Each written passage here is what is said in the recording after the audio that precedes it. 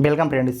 इस वीडियो में लोकसभा से संबंधित सभी महत्वपूर्ण प्रश्न को डिस्कस करेंगे जो आपके आगे आने वाले सभी एग्जाम के लिए वेरी इंपॉर्टेंट होंगे।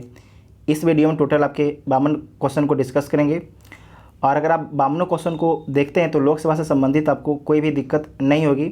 और एक बार आप लोग वीडियो को पूरा ज़रूर देखिए और देखने के बाद आप लोग एक कमेंट करके बताइएगा कि आपको वीडियो कैसा लगा। ठीक है, अगर वीडियो आपको हेल्पफुल लगेगा तो वीडियो अपने दोस्तों में शेयर कर सकते हैं।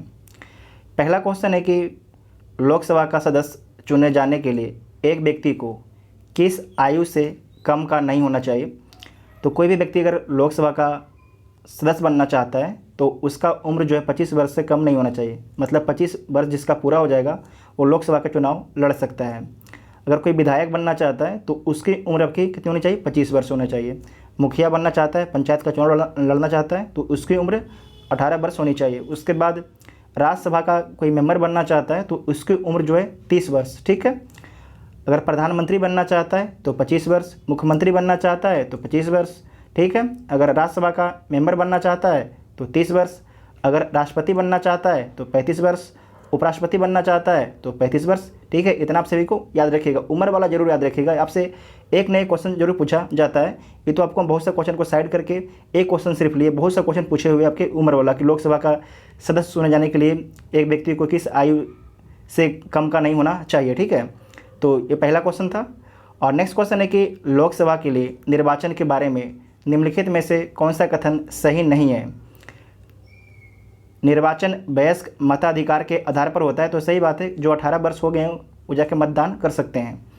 उसके बाद है निर्वाचनों का संचालन निर्वाचन आयोग के द्वारा किया जाता है, एकदम सही बात है, निर्वाचन आयोग के द्वारा ही किया जाता है। उसके बाद है कि निर्वाचनों के लिए मतदाताओं की सूची को राष्ट्रपति के निर्देशन और नियंत्रण में तैयार किया जाता है, तो ये गलत बात है। राष्ट्रपति के नहीं, इलेक्शन कमीशन। ठीक है, इलेक्शन कमीशन के निर्देशन और नियंत्रण में, तो सी वाला आपके गलत हो जाएगा। चौथा भी ऑप्शन पढ़ लीजिए कि निर्वाचन आयोग के अनुरोध पर जो है राष्ट्रपति निर्वाचन आयोग को उनके कार्यों के निर्वहन के लिए आवश्यक कर्मचारी वृंद, मतलब कि कहने का मतलब कि कर्मचारी जो है उपलब्ध करवा सकते हैं राष्ट्रपति जो इलेक्शन कमीशन को, तो सही बात है, करवा सकते हैं। नहीं करवाएंगे तो जो इलेक्शन कमीशन है अपना जो इलेक्शन है कैसे कंडक्ट करवाएगा, तो इस बात को आपको ध्यान रखना है। ये राष्ट्रपति जी का काम होता है कि जो राष्ट्रपति हैं निर्वाचन आयोग को जो है उनके कार्यों के निर्वहन के लिए कर्मचारी उपलब्ध करवाएंगे। तो सी वाला आपके गलत हो जाएगा। ठीक है, सी वाला गलत हो जाएगा, बाकी ए बी डी आपके सही हो जाएंगे। आप लोग समझ गए होंगे। नेक्स्ट है कि लोकसभा के निर्वाचन के लिए नामांकन पत्र भारत में निवास करने वाले किसी भी व्यक्ति द्वारा दाखिल किया जा सकता है, तो गलत बात है। किसी भी व्यक्ति कैसे दाखिल कर सकते हैं? कोई विदेशी व्यक्ति भारत में रह रहा है, भारत का नागरिक भी नहीं है तो थोड़ा दाखिल कर सकता है, तो गलत हो जाएगा। उसके बाद है कि जिस निर्वाचन क्षेत्र में निर्वाचन लड़ा जाना है वहाँ के किसी निवासी द्वारा दाखिल किया जा सकता है, तो गलत बात है। जो भारत के प्रधानमंत्री तो गुजरात के हैं, लेकिन चुनाव कहाँ से लड़े? उत्तर प्रदेश के वाराणसी से, तो दूसरा ऑप्शन भी आपके गलत हो गया। तीसरा ऑप्शन है कि भारत के किसी नागरिक द्वारा जिसका नाम किसी निर्वाचन क्षेत्र की मतदाता सूची में है दाखिल किया जा सकता है, तो जो सी वाला ऑप्शन है सही हो जाएगा। ठीक है, सी वाला ऑप्शन है आपके सही हो जाएगा। और उसके बाद डी ऑप्शन पढ़ लीजिए, भारत के किसी भी नागरिक द्वारा दाखिल किया जा सकता है, तो ये भी आपके गलत है, किसी भी नागरिक के द्वारा नहीं किया जा सकता है, तो सी इसका राइट आंसर हो जाएगा। ठीक है, सी सिर्फ सही होगा। भारत के किसी नागरिक द्वारा जिसका नाम जो है किसी क्षेत्र की मतदाता सूची में है और तो उसके द्वारा जो है नामांकन दाखिल किया जा सकता है, तो सी इसका राइट आंसर हो जाएगा। ये आईएएस का पूछा हुआ सवाल है 2017 में। उसके बाद नेक्स्ट है कि लोकसभा में राज्यों को किस आधार पर सीटें आवंटित होती है। तो लोकसभा में जो है राज्यों को सीटों का आवंटन जो होता है 1971 की जनगणना के अनुसार जो है 1971 की जनगणना के अनुसार होता है, तो इसका राइट आंसर क्या हो जाएगा? ए इसका राइट आंसर हो जाएगा, जनसंख्या। और आपको याद रखना है 1971 की जनगणना के अनुसार जो है 10 लाख पर एक सांसद चुने जाते हैं, 10 लाख पर एक सांसद बड़े राज्यों में चुने जाते हैं, तो ए इसका राइट आंसर हो जाएगा। क्वेश्चन है कि वर्तमान लोकसभा में प्रत्येक राज्य, ठीक है, प्रत्येक राज्य के लिए स्थानों का आवंटन आधारित है, 1971 की जनगणना पर आधारित है, तो सी इसका राइट आंसर हो जाएगा।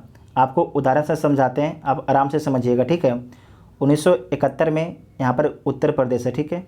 उत्तर प्रदेश की लोकसभा की सीट कितनी है? 80 है, ठीक है। तो 1971 में बोला गया कि जो लोकसभा की सीटें हैं वो 2000 तक अस्थिर रहेगी, 2000 तक अस्थिर रहेगी। अगर उत्तर प्रदेश का 80 था तो 2000 तक भी आपकी उत्तर प्रदेश का सीट 80 ही रहेगा।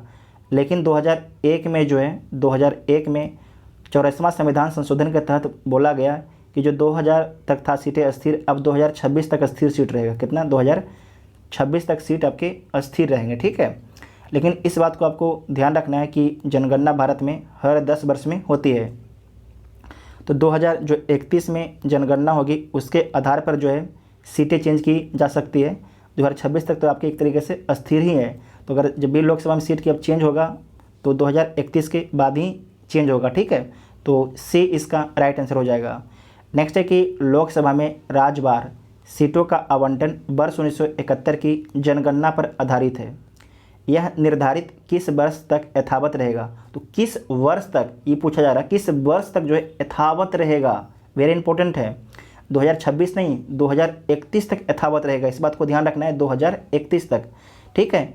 तो ए इसका राइट आंसर हो जाएगा। 2031 में जो जनगणना होगी उसके बाद जो है लोकसभा की सीटों में फेरबदल की जा सकती है। तो ए इसका राइट आंसर हो जाएगा। नेक्स्ट है कि 84वें संविधान संशोधन अधिनियम द्वारा लोकसभा की कुल सदस्य सीटों की संख्या का निर्धारण जो है 1971 की जनगणना के आधार पर कर दिया गया है। ये तब तक बदली नहीं जाएगी, ये तब तक बदली नहीं जाएगी जब तक एक वर्ष विशेष, ध्यान रखिएगा, एक वर्ष विशेष के बाद पहली जनगणना नहीं होगी। यह वर्ष विशेष क्या है? तो 2026 है। बढ़िया क्वेश्चन है, इस बात को ध्यान रखिएगा। ये तब तक बदली नहीं जाएगी जब तक एक वर्ष, आपको यहाँ पूछा जा रहा है वर्ष विशेष के बाद पहली जनगणना नहीं होगी। तो 2026 का जनगणना कौन होगी? 2031, ठीक है। तो विशेष वर्ष विशेष के बाद पहली जनगणना नहीं होगी, तो यह वर्ष विशेष क्या है? तो 2026 है, ठीक है, 2026 है। तो डी इसका राइट आंसर हो जाएगा। इस क्वेश्चन को ध्यान से समझिएगा, ठीक है, अच्छा क्वेश्चन है। नेक्स्ट है कि भारत के संविधान में निर्धारित की गई लोकसभा में सदस्यों की अधिकतम संख्या हो सकती है। तो लोकसभा में अधिकतम जो सीट कितनी हो सकती है? अब 550 हो सकती है, 550। 530 आपके राज्यों की होंगी और 20 आपके केंद्र शासित प्रदेश के होंगे। पहले क्या था? पहले आपके 552 था। जो दो आपके सीट थे, दो सीट थे किसके? आंग्ल इंडियन के। आंग्ल इंडियन के दो सीट, जो दो सीट था उसे अब समाप्त कर दिया गया है। किस संविधान संशोधन के तहत? ये आपके लिए इंपॉर्टेंट है, तो आपको याद रखना है 104 संविधान संशोधन 2019 के माध्यम से, ठीक है। 104वां संविधान संशोधन 2019 के माध्यम से जो है, जो आंग्ल भारतीय समुदाय के 2 मेंबर को राष्ट्रपति मनोनीत करते थे, उसे अब समाप्त कर दिया गया, उसे अब निष्प्रभावी बना दिया गया है। तो इसका आंसर हो जाएगा इनमें से कोई नहीं, ठीक है, इनमें से कोई नहीं, इस बात को आपको ध्यान रखना है। नेक्स्ट क्वेश्चन है कि निम्न संवैधानिक संशोधन में से कौन से राज्यों से निर्वाचित होने वाले लोकसभा के सदस्यों की संख्या में वृद्धि करने से संबंधित है? अच्छा क्वेश्चन है, ये IAS का ही पूछा हुआ है और उत्तराखंड PCS का। तो सी इसका राइट आंसर हो जाएगा। इस क्वेश्चन को आपको ध्यान से समझना है। जो 7वां संविधान संशोधन है ये कब होता है? 1956 में। 7वां संविधान संशोधन के माध्यम से जो है स्टेट में बोला जाता है कि 500 सीट होगा, ठीक है, 500 सीट होगा। जबकि जो यूनियन टेरिटरी है, यूनियन टेरिटरी में आपकी 20 सीट होगा, ठीक है। उसके बाद जो 31वां संविधान संशोधन है ये कब होता है? 1973 में होता है। इसके माध्यम से बोला गया कि राज्यों में जो 525 सीट होंगे और जो आपके केंद्र शासित प्रदेश है UT है वहाँ पर आपके 20 सीट होंगे। उसके बाद दोबारा संविधान में संशोधन किया जाता है 1987 में, ठीक है, 1987 में। और बोला जाता है कि अब जो है जो राज्य हैं वहाँ पर आपके 530 सीट होंगे और जो केंद्र शासित प्रदेश है वहाँ पर आपके 20 सीट होंगे, ठीक है। टोटल आपके कितने हो गया? 550 सीट हो गया मैक्सिमम। और आपको याद रखना है कि वर्तमान में कितने सीट हैं? तो वर्तमान में 543 सीट हैं, 543। तो सी इसका राइट आंसर हो जाएगा। नेक्स्ट है कि संविधान के किस संशोधन ने लोकसभा के सदस्यों की संख्या जो है 525 से बढ़ाकर जो है 545 कर दी। तो 31वें संविधान संशोधन के माध्यम से, 31वें संविधान संशोधन के माध्यम से, तो ए इसका राइट आंसर हो जाएगा। और 31वां संविधान संशोधन हुआ कब था? 1973 में, ठीक है, 1973 में। आप लोग जो वीडियो को बहुत ध्यान से देखा कीजिएगा, ठीक है, क्योंकि ये सिर्फ टिक लगाने वाला वीडियो बहुत कम ही हम बनाते हैं, क्योंकि मुझे पता है कि यार टिक तो सब कोई लगा लेगा, लेकिन अगर समझ जाइएगा एक बार आप तो ज़िंदगी भर भूलिएगा नहीं, ठीक है। नेक्स्ट क्वेश्चन है कि लोकसभा में सदस्यों की जो अधिकतम संख्या निर्धारित की गई है वो कितना है? 550 है, ठीक है, 550 है। तो सी इसका राइट आंसर हो जाएगा। नेक्स्ट क्वेश्चन है कि लोकसभा की वर्तमान सदस्य संख्या क्या है? तो लोकसभा में जो है वर्तमान में सदस्य संख्या आपकी 543 है, 543 है। इसमें आपको ध्यान रखना है कि 524 आपके राज्यों की हैं और 19 आपके केंद्र शासित प्रदेश के, 19 केंद्र शासित प्रदेश के। तो आपको कितना हो जाएगा? 543 सीट, ठीक है, 543 सीट। तो बी इसका राइट आंसर हो जाएगा। जो जम्मू कश्मीर है वहाँ पर लोकसभा कितने सीट हैं? तो 5 सीट हैं। और दिल्ली में कितना है? दिल्ली में आपके 7 सीट है। जो अंडमान और निकोबार है वहाँ पर कितना सीट है? 1 सीट है। दादर और नागर हवेली और दमन द्वीप में कितना सीट है? 2 सीट है, ठीक है, 2 सीट है। लक्षद्वीप में कितना सीट है? 1 सीट है। पुडुचेरी में कितना सीट है? 1 सीट है। और चंडीगढ़ में 1 सीट है। इतना आप सभी को याद रखना है, लिख लीजिएगा एक तरीके से, ठीक है। नेक्स्ट क्वेश्चन है कि आम चुनाव 2009 में 543 लोकसभा निर्वाचन क्षेत्रों के लिए चुनाव हुए। इनमें से कितने लोकसभा निर्वाचन क्षेत्र राज्यों के थे? तो कितने थे? 530 थे, ठीक है, 530। आपको बता चुके हैं कि 1987 में कितना कर दिया गया? 530 कर दिया गया। पहले कितना था? पहले 525 था 31वां संविधान संशोधन के माध्यम से, ठीक है। तो 530 था और केंद्र शासित प्रदेश का आपके 20 था।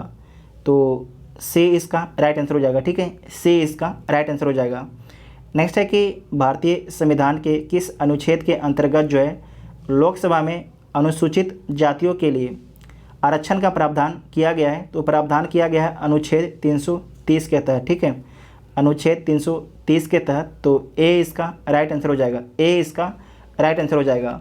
नेक्स्ट है कि लोकसभा में अनुसूचित जातियों के लिए आरक्षित स्थानों की संख्या कितनी है? वेरी इंपॉर्टेंट क्वेश्चन है कि लोकसभा में जो है अनुसूचित जाति के लिए, अनुसूचित जाति एससी के लिए, ठीक है, एसटी के लिए नहीं बोला जा रहा है, एससी के लिए आरक्षित स्थानों की संख्या कितना है? तो 84 है, ठीक है, 84 है। ये MPPCS भी पूछा है, इसे बिहार भी पूछा है, तो अच्छा क्वेश्चन है, ठीक है। और इसके जो क्वेश्चन है इसे स्टेटमेंट के रूप में UPSC भी पूछ चुका है। तो डी इसका राइट आंसर हो जाएगा। अगर पूछा जाएगा कि यहाँ पर तो SC का था, ST, ठीक है, शेड्यूल ट्राइब के कितने सीट हैं आरक्षित? तो 47 सीट हैं। कितने? 47 सीट हैं, ठीक है। नेक्स्ट है कि लोकसभा में अनुसूचित जातियों के लिए निम्न में से किस राज्य में सर्वाधिक आरक्षित सीटें हैं? तो मध्य प्रदेश में, ठीक है, मध्य प्रदेश में कितने सीट हैं? तो 6 सीट हैं, 6 सीट हैं। तो सी इसका राइट आंसर हो जाएगा, सी इसका राइट आंसर हो जाएगा, ठीक है। साथ में आपको याद रखना है कि जो आपके बिहार है और उत्तर प्रदेश, यहाँ पर जो है अनुसूचित जनजातियों के लिए जो है एक भी सीट आरक्षित नहीं है। जबकि जो गुजरात है यहाँ पर 4 सीट जो है अनुसूचित जनजातियों के लिए आरक्षित है। इस बात को ध्यान रखना है, ठीक है। नेक्स्ट है कि लोकसभा को कार्यकाल पूरा होने के पहले भंग किया जा सकता है। तो प्रधानमंत्री की सिफारिश पर राष्ट्रपति द्वारा, प्रधानमंत्री मतलब मंत्रिपरिषद, ठीक है, प्रधानमंत्री मतलब मंत्री परिषद, तो प्रधानमंत्री की सिफारिश पर राष्ट्रपति के द्वारा, तो डी इसका राइट आंसर हो जाएगा। नेक्स्ट है कि लोकसभा को उसके कार्यकाल की समाप्ति के पूर्व भी भंग किया जा सकता है। तो BPSC के द्वारा पूछा गया है, सेम क्वेश्चन है, सिर्फ आपकी जो लैंग्वेज है वो चेंज कर दिया, यहाँ पर गया है, ठीक है। तो राष्ट्रपति के द्वारा मंत्रिपरिषद की सलाह पर, तो इससे इसका राइट आंसर हो जाएगा। नेक्स्ट क्वेश्चन है कि निम्नलिखित कथनों पर आपको विचार करना है, तो विचार कर लीजिए। भारत का राष्ट्रपति ऐसे स्थान पर जिसे वह ठीक समझे संसद का सत्र आह्वान कर सकता है, तो एकदम सही बात है, बुला सकते हैं, कोई दिक्कत नहीं है। भारत का संविधान एक वर्ष में संसद के तीन सत्रों का प्रावधान करता है, तो गलत है। भारत का जो संविधान है एक वर्ष में 2 सत्रों का प्रावधान करता है, 6 महीना में, ठीक है। 6 महीना में जो है 2 सत्रों का प्रावधान करता है अनिवार्य रूप से। मेरा शब्द पर ध्यान दीजिएगा, अनिवार्य रूप से 2 सत्र होना ही चाहिए, किंतु सभी 3 सत्रों का चलाया जाना अनिवार्य नहीं है, तो दो वाला गलत हो गया, ठीक है। उसके बाद है कि एक वर्ष में दिनों की कोई न्यूनतम संख्या निर्धारित नहीं है जब संसद का चलना आवश्यक हो। सही बात है कि आज देखते हैं हमारा संसद कभी 10 दिन चलता है तो कभी 15 दिन चलता है, तो हमारे जो संसद है उसकी उत्पादन क्षमता बहुत ही कम हो गई है। तो 2 वाला आपके गलत हो जाएगा, 1 और 3 सही हो जाएंगे, ठीक है। 1 और 3, तो सी इसका राइट आंसर हो जाएगा, सी इसका राइट आंसर हो जाएगा। नेक्स्ट क्वेश्चन है कि लोकसभा की बैठक समाप्त की जा सकती है, स्थगन द्वारा की जा सकती है, सत्रावसान के द्वारा की जा सकती है, विघटन के द्वारा भी की जा सकती है, तो सही इसका राइट आंसर हो जाएगा। इस बात को आपको ध्यान रखना है, स्थगन किसके द्वारा लाया जाता है, तो स्थगन जो है लोकसभा अध्यक्ष के द्वारा लाया जाता है, जबकि सत्रावसान और विघटन जो है भारत के राष्ट्रपति के द्वारा लाया जाता है, ठीक है, भारत के राष्ट्रपति के द्वारा लाया जाता है, तो डी इसका राइट आंसर हो जाएगा। नेक्स्ट है कि निम्नलिखित में से कौन जो है लोकसभा के सत्र का अवसान करने के लिए प्राधिकृत है, तो जो लोकसभा के सत्र जो अवसान करने के लिए ये प्राधिकृत है भारत के राष्ट्रपति, तो डी इसका राइट आंसर हो जाएगा। नेक्स्ट है कि लोकसभा का कार्यकाल, जो लोकसभा का कार्यकाल होता है इसके बारे में जान लीजिए। किसी भी परिस्थिति में नहीं बढ़ाया जा सकता है, तो बढ़ाया जा सकता है, ये गलत है। एक बार में 6 महीने तक के लिए बढ़ाया जा सकता है, एक बार में जो है 6 महीने के लिए बढ़ाया जा सकता है, तो ये भी गलत है। आपात की घोषणा के दौरान एक बार में 1 वर्ष तक के लिए बढ़ाया जा सकता है, तो ये बात सही है। आपात की घोषणा के दौरान एक बार में 2 वर्ष के लिए, ये भी आपकी गलत है। तो लोकसभा का जो कार्यकाल है आपात की घोषणा के दौरान 1 वर्ष में जो है एक बार में 1 वर्ष बढ़ाया जा सकता है, तो सी इसका राइट आंसर हो जाएगा, ठीक है। नेक्स्ट है कि लोकसभा के कम से कम कितने सत्र बुलाए जाते हैं, तो वर्ष में 2 सत्र तो बुलाए ही जाते हैं, 2 सत्र, तो बी इसका राइट आंसर हो जाएगा, ठीक है। नेक्स्ट है कि लोकसभा और राज्यसभा में गणपूर्ति संख्या है कितना है, 10% है, कितना है, 10% है, 1/10 है, 1/10 है, ठीक है। अगर 543 आपके लोकसभा की क्षमता है तो इसका 1/10 कर दीजिए, जितना भी आएगा, तो आपके हो जाएंगे 5 और 4 मतलब 55, ठीक है। 55 मेंबर अगर उपलब्ध होते हैं तो जो है लोकसभा और राज्यसभा जो है अपना कार्रवाई आगे बढ़ाती है, नहीं तो कार्रवाई अपना आगे नहीं बढ़ा सकती है लोकसभा और राज्यसभा। तो इसका राइट आंसर क्या हो जाएगा, सी इसका राइट आंसर हो जाएगा, ठीक है, सी इसका राइट आंसर हो जाएगा। नेक्स्ट है कि कौन सा राज्य सबसे अधिक प्रतिनिधि लोकसभा में भेजता है, तो कौन भेजता है, ये भेजता है आपके उत्तर प्रदेश, ठीक है। उत्तर प्रदेश कितना भेजता है, 80 भेजता है। बिहार कितना भेजता है, बिहार 40 भेजता है। मध्य प्रदेश कितना भेजता है, तो जो मध्य प्रदेश है ये आपके भेजता है 29, ठीक है। मध्य प्रदेश कितना भेजता है, 29 भेजता है। और उत्तर प्रदेश आपके 80 भेजता है। पश्चिम बंगाल आपके 42 भेजता है, ठीक है। तो डी इसका राइट आंसर हो जाएगा, डी इसका राइट आंसर हो जाएगा। यहाँ पर आप सीटें देख लीजिए, राज्यों के हिसाब से आपको हम बता देते हैं मैप में, आप लोग लिख लीजिएगा। जो उत्तर प्रदेश है यहाँ पर कितना है, 80 है। बिहार में 40 है, बिहार में 40 है।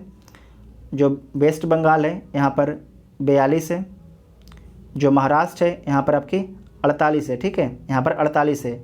नीचे आपको यहाँ पर तमिलनाडु है, नीचे में तमिलनाडु में कितना है, तो तमिलनाडु में 39 है, तमिलनाडु में 39 है। और मध्य प्रदेश में कितना है, तो जो मध्य प्रदेश है यहाँ पर आपकी 29 है, ठीक है, 29 है। जो पंजाब है, पंजाब में कितना है, तो पंजाब में 13 है। उसके बाद है असम, असम में कितना है, तो असम में आपकी 14 है। और झारखंड में भी आपकी 14 है, ठीक है। असम और झारखंड दोनों बराबर है।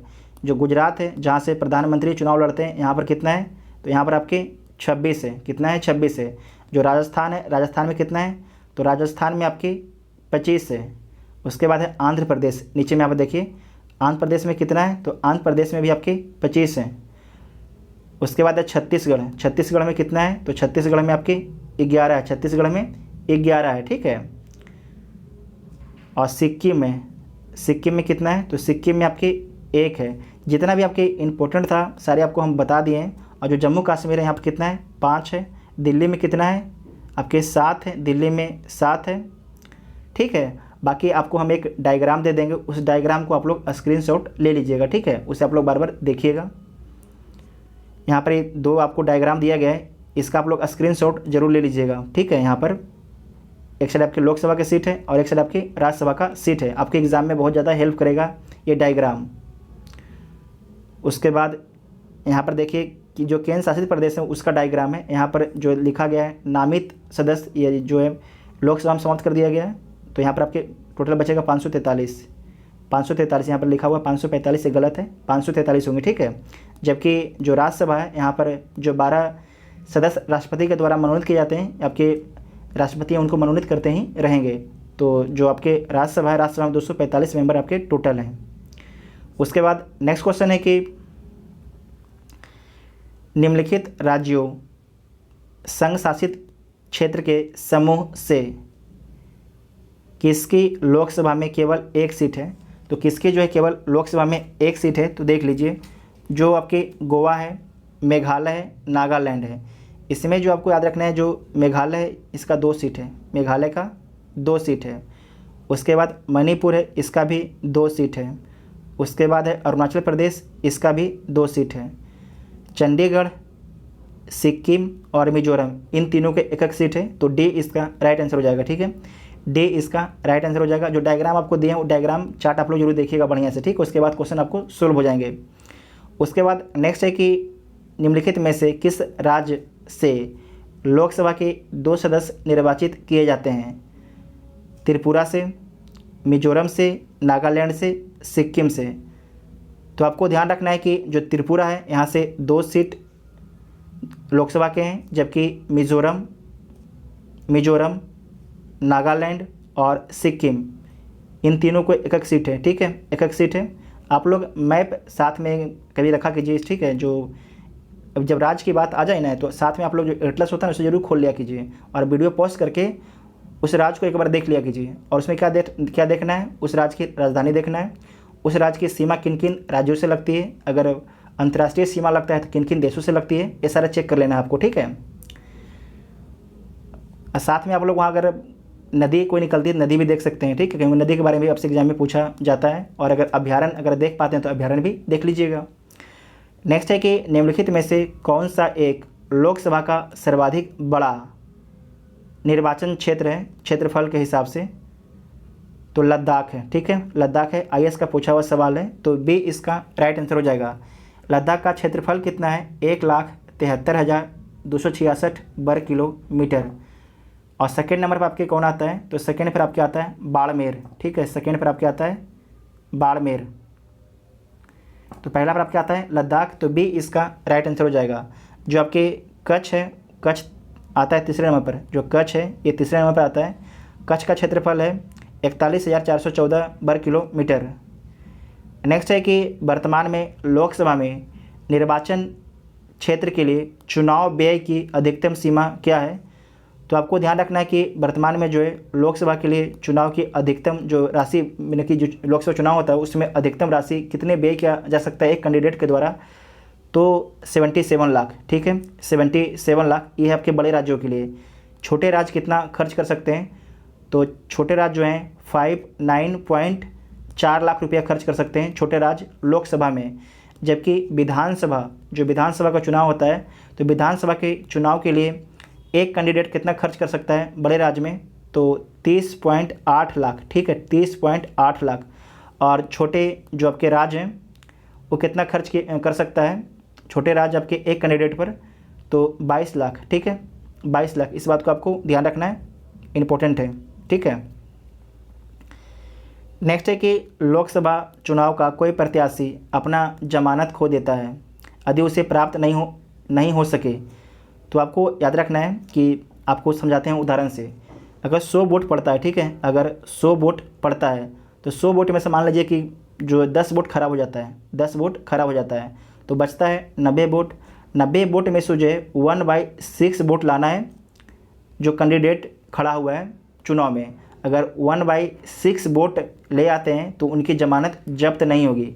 अगर 1/6 से कम वोट लाते हैं, वैध वोट से अगर कम लाते हैं तो उनकी ज़मानत क्या हो जाएगी, जब्त हो जाएगी। याद रखिएगा, वैध मतों का 1/6 भाग आपको प्राप्त होना चाहिए, ठीक है।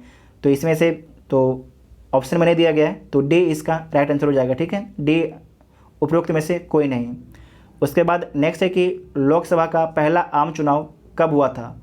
तो जो लोकसभा है उसका पहला आम चुनाव है 25 अक्टूबर 1951 से शुरू हो गया था। 25 अक्टूबर 1951 से शुरू हुआ था और चला कब तक था, तो 21 फरवरी 1952 तक चला था, ठीक है। तो बी इसका राइट आंसर हो जाएगा। लोकसभा का पहला आम चुनाव जो ऑप्शन दिया गया इसमें देखिए 1951 कहीं पर दिया नहीं गया है, या तो आपसे 1951 देगा ऑप्शन में या तो 1952 देगा, ठीक है। ज़्यादातर आपको 1952 ही देगा। आप यहाँ पर देख भी सकते हैं कि बीपीएससी, उत्तराखंड, एमपीपीसीएस कितने बार क्वेश्चन पूछा जा चुका है। तो बी इसका राइट आंसर हो जाएगा। और साथ में याद रखना है कि लोकसभा का प्रथम अधिवेशन कब होता है, तो 13 मई 1952 को, ठीक है। 13 मई 1952 को जो है लोकसभा की प्रथम अधिवेशन होता है। 13 मई 1952 लिख लीजिएगा, इंपॉर्टेंट है। उसके बाद नेक्स्ट है कि किस लोकसभा का कार्यकाल लगभग 6 वर्ष का था। किस लोकसभा का कार्यकाल, तो 5वीं लोकसभा का जो कार्यकाल है लगभग 6 वर्ष का था। और ये कब से कब तक रहता है, तो 15 मार्च, ठीक है, 15 मार्च 1971 से 18 जनवरी 1977 तक, ठीक है। 15 मार्च 1971 से 18 जनवरी 1977 तक। तो ए इसका राइट आंसर हो जाएगा। इस समय इंदिरा गांधी की सरकार थी, ठीक है। इंदिरा गांधी भारत की प्रधानमंत्री थी, तो ए इसका राइट आंसर हो जाएगा। नेक्स्ट है कि लोकसभा का नेता कौन है। राष्ट्रपति, प्रधानमंत्री, अध्यक्ष, उपरोक्त में से कोई नहीं। तो जो लोकसभा का नेता होते हैं भारत के प्रधानमंत्री होते हैं, तो बी इसका राइट आंसर हो जाएगा। नेक्स्ट है कि भारत में लोकसभा का स्पीकर अध्यक्ष है। भारत में लोकसभा का अध्यक्ष मनोनीत किया जाता है, चयनित किया जाता है, निर्वाचित किया जाता है, नियुक्त किया जाता है। तो आपको ध्यान रखना है कि भारत में जो लोकसभा का स्पीकर है उसका चयन होता है। क्या होता है, उसका चयन होता है लोकसभा के सदस्यों के द्वारा, लोकसभा के सदस्यों के द्वारा। तो बी इसका राइट आंसर हो जाएगा, ठीक है। नेक्स्ट क्वेश्चन है कि लोकसभा के स्पीकर का निर्वाचन होता है। तो जो लोकसभा के स्पीकर हैं इनका निर्वाचन होता है लोकसभा के सभी सदस्यों के द्वारा, ठीक है। लोकसभा के सभी सदस्यों के द्वारा होता है। तो सी इसका राइट आंसर हो जाएगा। वर्तमान में लोकसभा के अध्यक्ष कौन है, तो वर्तमान में जो लोकसभा है उसके अध्यक्ष हैं ओम बिरला, ठीक है। यहाँ पर लिख देते हैं ओम बिरला, ओम बिरला, ठीक है। तो सी इसका राइट आंसर हो जाएगा। नेक्स्ट है कि निम्न में से कौन अपने पद की शपथ नहीं लेता है। अपने पद की शपथ नहीं लेता है। तो आपको ध्यान रखना है कि जो स्पीकर होता है अपनी पद का शपथ नहीं लेता है, वो संसद का जो मेंबर बनता है उसका शपथ लेता है, ठीक है। जो लोकसभा का सदस्य के तौर पर वो शपथ लेता है, ठीक है। इस बात को ध्यान रखिएगा कि लोकसभा के सदस्य के तौर पर जो है स्पीकर शपथ लेता है, ठीक है। तो सी इसका राइट आंसर हो जाएगा। जबकि राष्ट्रपति, उपराष्ट्रपति और प्रधानमंत्री को शपथ दिलाया जाता है। जो राष्ट्रपति हैं इनको शपथ किसके द्वारा दिलाया जाता है, तो भारत के मुख्य न्यायाधीश के द्वारा। और उपराष्ट्रपति का शपथ किसके द्वारा, तो भारत के राष्ट्रपति के द्वारा। प्रधानमंत्री का शपथ किसके द्वारा, तो राष्ट्रपति के द्वारा। कुछ गलत बोल दिए हैं क्या। जो आपके उपराष्ट्रपति हैं इनका शपथ जो है दिलाया जाता है राष्ट्रपति के द्वारा, और जो प्रधानमंत्री हैं इनका शपथ दिलाया जाता है राष्ट्रपति के द्वारा। जो मंत्री परिषद के सदस्य हैं इनका शपथ दिलाया जाता है राष्ट्रपति के द्वारा। इन तीनों का शपथ जो है राष्ट्रपति दिलाते हैं। इस बात को आपको ध्यान रखना है स्पीकर के छोड़ के। नेक्स्ट क्वेश्चन है कि लोकसभा के अध्यक्ष जो हैं अपना त्याग पत्र संबोधित करते हैं। जो लोकसभा के अध्यक्ष अपना त्याग पत्र किसे देते हैं, तो लोकसभा के उपाध्यक्ष को, लोकसभा के उपाध्यक्ष को। तो सी इसका राइट आंसर हो जाएगा। नेक्स्ट है कि लोकसभा के अध्यक्ष को हटाया जा सकता है। लोकसभा के कुल सदस्यों के बहुमत के द्वारा पारित प्रस्ताव से, तो सही बात है। लोकसभा के कुल सदस्यों के बहुमत द्वारा पारित प्रस्ताव के माध्यम से लोकसभा के अध्यक्ष को हटाया जा सकता है। तो ए इसका राइट आंसर हो जाएगा, ठीक है, ए इसका राइट आंसर हो जाएगा। लोकसभा अध्यक्ष के पद के विषय में निम्नलिखित कथनों पर आपको विचार करना है, तो कर लीजिए। वो राष्ट्रपति के प्रसाद पर्यंत्र पद धारण करता है, तो गलत बात है। तो राष्ट्रपति के प्रसाद पर्यंत्र पद कौन कौन धारण करता है, तो राज्यों के राज्यपाल, भारत के महान्यायवादी अटॉर्नी जनरल, उसके बाद मंत्री, जो भारत के मंत्री होते हैं वो भी, ठीक है। उसके बाद नेक्स्ट पॉइंट है, तो पहला तो आपके गलत हो गया। दूसरा है कि यह आवश्यक नहीं कि अपने निर्वाचन के समय वह सदन का सदस्य हो, ये गलत हो जाएगा। उनको जो है लोकसभा का सदस्य होना ही पड़ेगा। अगर लोकसभा के सदस्य नहीं रहेंगे तो जो आपके स्पीकर नहीं बन सकते हैं, तो दूसरा भी आपके गलत हो जाएगा। उसके बाद है कि यदि वह त्याग पत्र देना चाहे तो अपना त्याग पत्र उपाध्यक्ष को संबोधित करना होगा, तो सही बात है। अब पूछा जा रहा है इसमें सही कौन सा है, तो सही आपके केवल 3 है, तो बी इसका राइट आंसर हो जाएगा, ठीक है, बी इसका राइट आंसर हो जाएगा। नेक्स्ट है कि प्रोटेम स्पीकर का कर्तव्य क्या होता है। तो जो प्रोटेम स्पीकर होते हैं उनका कर्तव्य होता है नए सदस्यों को शपथ दिलाना, ठीक है, नए सदस्यों को शपथ दिलाना, तो बी इसका राइट आंसर हो जाएगा।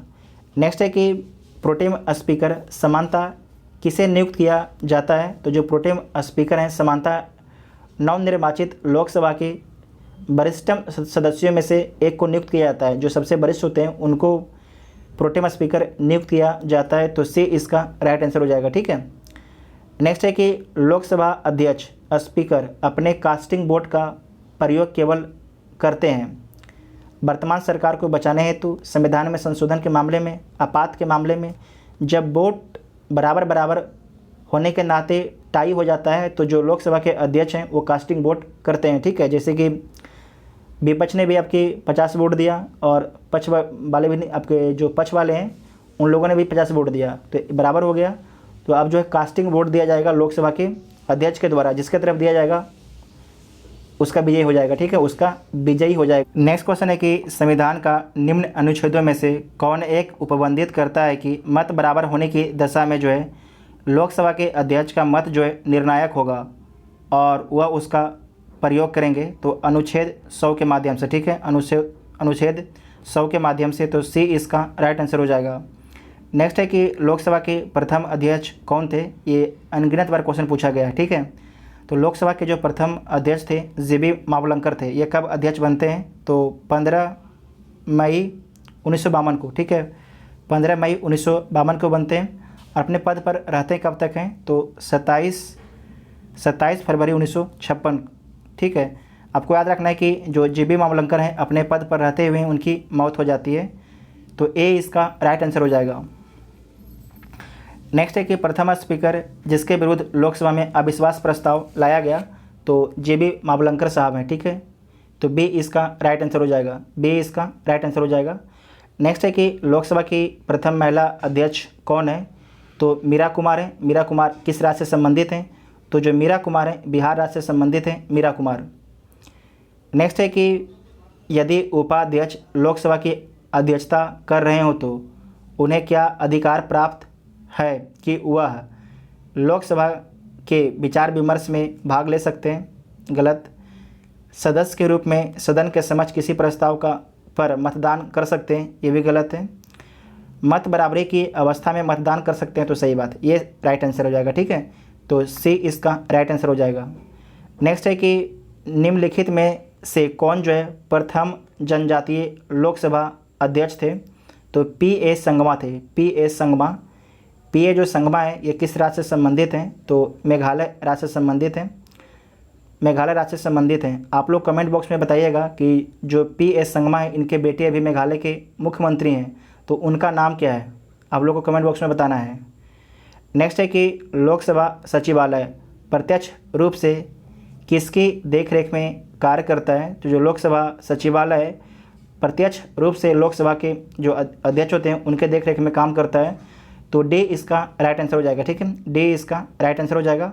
निम्नलिखित कथनों पर आपको विचार करना है, विचार कर लीजिए। और देखिए आपको ऑप्शन छांटने आना चाहिए, ठीक है, तो ऑप्शन छांटने कब आएगा, जब आप पढ़िएगा, आपको नॉलेज बहुत सारा नॉलेज आपके अंदर आ जाएगा, तभी आप ऑप्शन को ढंग से छांट सकते हैं। ठीक है, तो आपको फाइनली क्या करना है, पढ़ना है। जब पढ़िएगा तो आपको ऑटोमेटिक जो ऑप्शन छांटने आ जाएगा। तो हम लोग इसमें ऑप्शन छांट के इसका आंसर खोजेंगे। पहला ऑप्शन दिया गया है कि पहली लोकसभा में विपक्ष के सबसे बड़ा राजनीतिक दल स्वतंत्र पार्टी थी, हमें पता नहीं है। लोकसभा में जो है नेता प्रतिपक्ष को सर्वप्रथम 1969 में मान्यता दी गई, ये भी हमें पता नहीं है। लेकिन जो 3 नंबर है, लोकसभा में यदि किसी दल के न्यूनतम 75 सदस्य ना हो तो उसके नेता को नेता प्रतिपक्ष के रूप में मान्यता नहीं मिल सकती। तो आपको पता होगा कि 75 नहीं, 1/10 10%। लोकसभा कितना, 10%। लोकसभा के 10%, अगर 543 लोकसभा में है तो इसका 10% कितना हो जाएगा, 55 सदस्य ना हो तो तो उसके जो नेता को नेता प्रतिपक्ष के रूप में मान्यता नहीं दी जाती है। तो जो 3 वाला आपके गलत हो जाएगा, तो 3 जिसमें उसको काट दीजिए, तो बी इसका राइट आंसर हो जाएगा। ठीक है, बी इसका राइट आंसर हो जाएगा। जो स्वतंत्र पार्टी है, स्वतंत्र पार्टी ये आपके लोकसभा में विपक्ष में सबसे बड़ा राजनीतिक दल नहीं थी पहली लोकसभा में। तो पहली लोकसभा में कौन थी, CPI। कौन थी, CPI। CPI का फुल फॉर्म क्या होता है, कम्युनिस्ट पार्टी ऑफ इंडिया। ठीक है, इसके द्वारा 16 सीट जीता गया था। जबकि जो दूसरा ऑप्शन है, लोकसभा में नेता प्रतिपक्ष को 1969 में मान्यता दी गई, तो सही बात है।